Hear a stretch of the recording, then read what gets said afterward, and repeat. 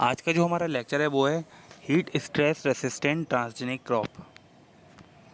सबसे पहले हम ये समझते हैं कि स्ट्रेस क्या होता है। स्ट्रेस सिंपली ऐसे डिफाइन कर सकते हैं कोई भी इन्वायरमेंटल कंडीशन जो नेगेटिवली इफ़ेक्ट डालती हो हमारे प्लांट के ऊपर, वो इन्वायरमेंटल स्ट्रेस है। फॉर एग्जांपल, ऐसी कोई भी एक्सटर्नल इन्वायरमेंटल कंडीशन जो प्लांट की ग्रोथ को, प्रोडक्टिविटी को और मेटाबॉलिज्म को रिड्यूस कर दे, स्ट्रेस कहलाती है।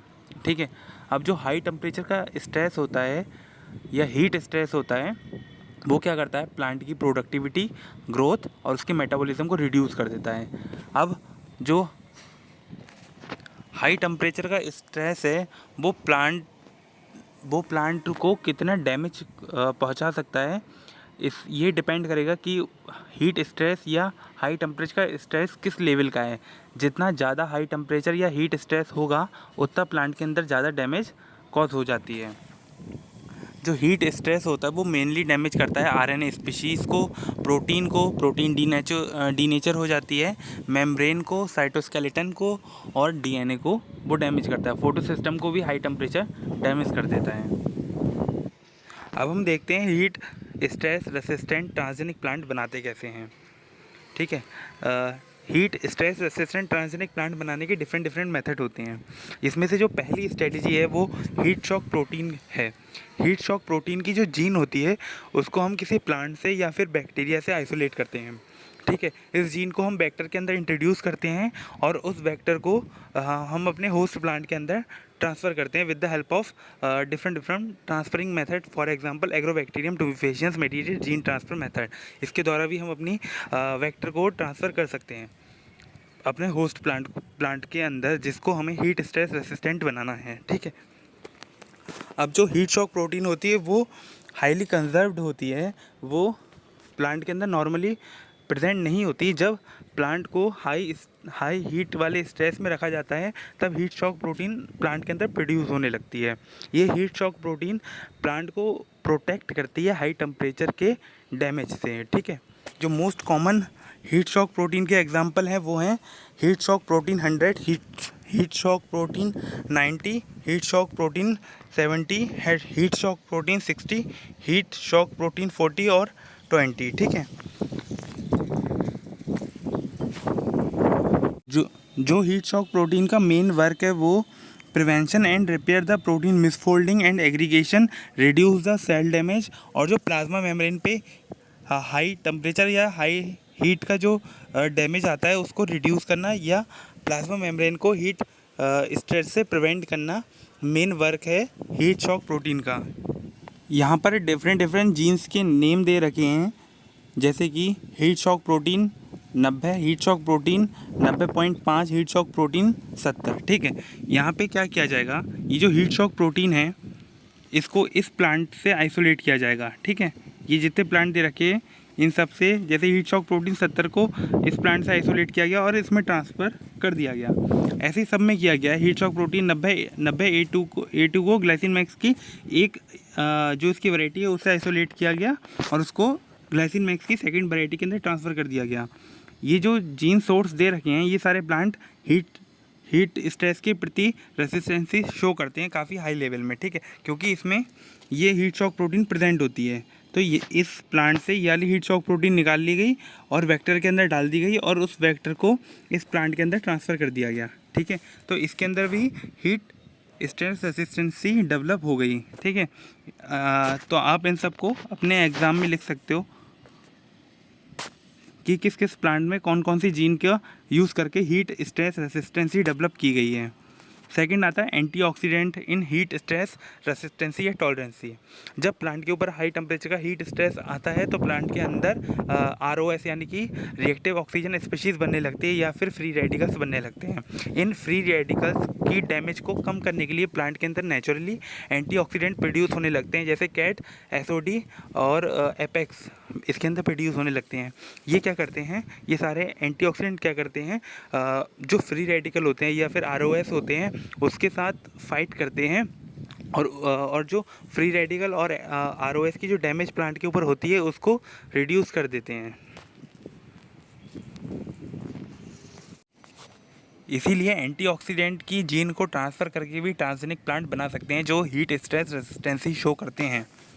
ठीक है, यहाँ पे एपेक्स 1 जीन को हॉर्डियम वुल्गैरी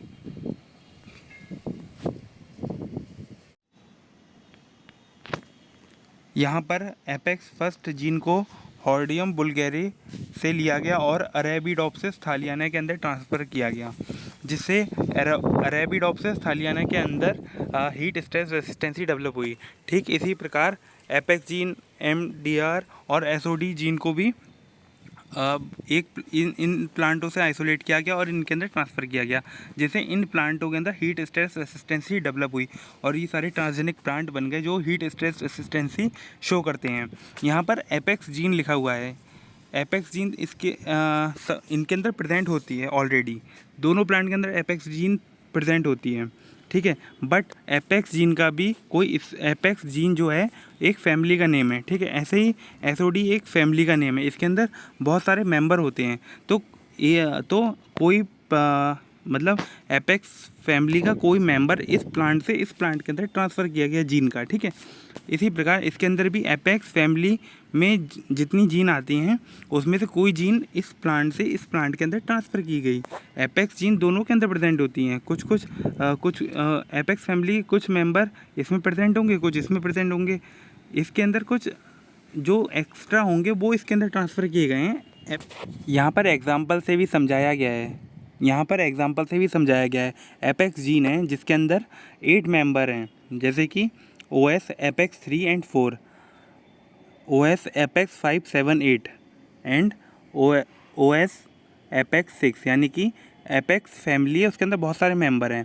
ऐसे ही एपेक्स यहाँ पर फैमिली है, इसके कुछ मेंबर इसके अंदर प्रेजेंट होंगे, इसके अंदर कुछ प्रेजेंट होंगे। इसके अंदर जो मेंबर अब्सेंट हैं वो इस प्लांट से इस प्लांट के अंदर ट्रांसफ़र किए गए, जिससे इस प्लांट के अंदर हीट स्ट्रेस रेसिस्टेंसी इंक्रीज़ हो गई है। ठीक है,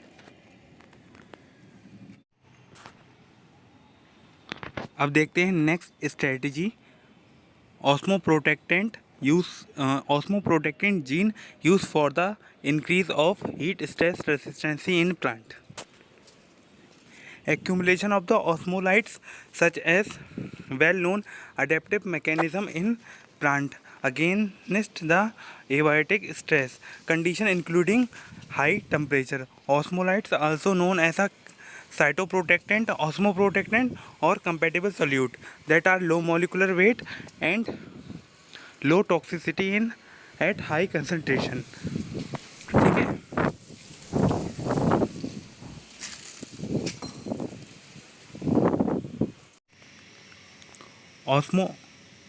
ऑस्मोप्रोटेक्टेंट का जो मेन रोल है वो है सेलुलर रिडॉक्स को मेंटेन करने में, मेम्ब्रेन की इंटीग्रिटी को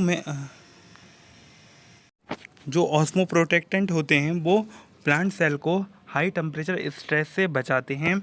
इसके अलावा वो सेलुलर रिडॉक्स को बैलेंस करते हैं, मेंटेन करते हैं मेम्ब्रेन को, यानी कि प्लांट की जो प्लाज्मा मेम्ब्रेन होती है उसको मेंटेन करते हैं, प्रोटीन को स्टेबिलिटी प्रदान करते हैं। उसके अलावा ROS की जो डैमेज होती है उसको भी रिड्यूस करते हैं।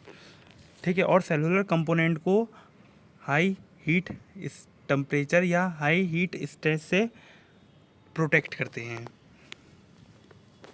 ठीक है, यहाँ पर जीन है code A gene, choline oxidase. ठीक है,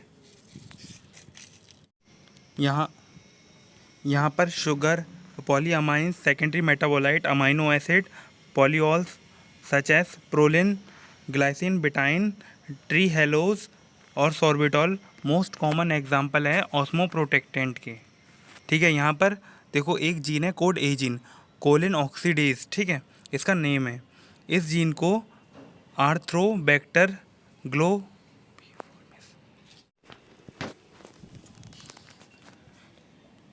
यहाँ पर देखो code A gene, choline oxidase. ठीक है, इस जीन को आर्थ्रोबैक्टर ग्लोबिफॉर्मिस से लिया गया। ठीक है, और सोलेनम लाइकोपर्सिकम के अंदर ट्रांसफ़र कर दिया गया। ठीक है, इससे क्या हो गया, ग्लाइसिन बिटाइन की जो एक्यूमुलेशन है वो सोलेनम लाइकोपर्सिकम के अंदर इंक्रीज़ हो गई। ठीक, जिसके जिसके कारण उसके अंदर हीट स्ट्रेस रेसिस्टेंसी इंक्रीज़ हो गई।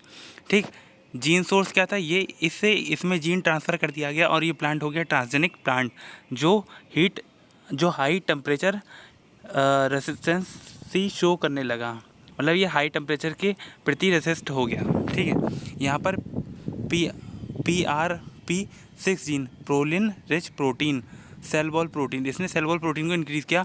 मोलस डोमेस्टिका से निकोटियाना के अंदर ट्रांसफ़र किया गया। SSI soluble starch synthesis gene, starch biosynthesis को इंक्रीज़ करता है ये। ओराइजा सटाइवा से लिया गया और टेटिकम एसिटिवम के अंदर ट्रांसफ़र किया गया।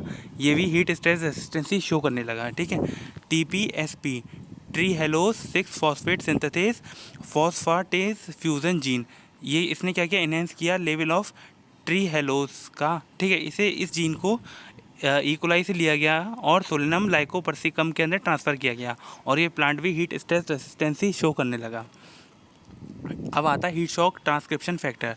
ट्रांसक्रिप्शन फैक्टर का यूज़ करके भी हीट स्ट्रेस रेसिस्टेंसी इंक्रीज़ की जा सकती है प्लांट में। फॉर एग्जांपल बीजिप 60 को ट्रेटिकम एसिटिवम के अंदर से लिया गया और उसको अरेबिडोप्सिस थालियाना के अंदर ट्रांसफ़र किया गया और ये हीट स्ट्रेस रेसिस्टेंट हो गया।